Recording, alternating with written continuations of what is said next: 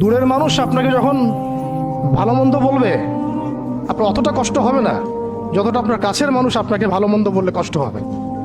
যখন আপনার প্রিয় মানুষেরা আপনাকে পাথর ছুড়বে, এই পাথরের আঘাত সহ্য করা এত সহজ না।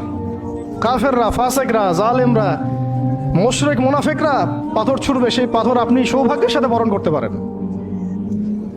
সে রক্তক্ষরণে আপনার কষ্ট হবে না।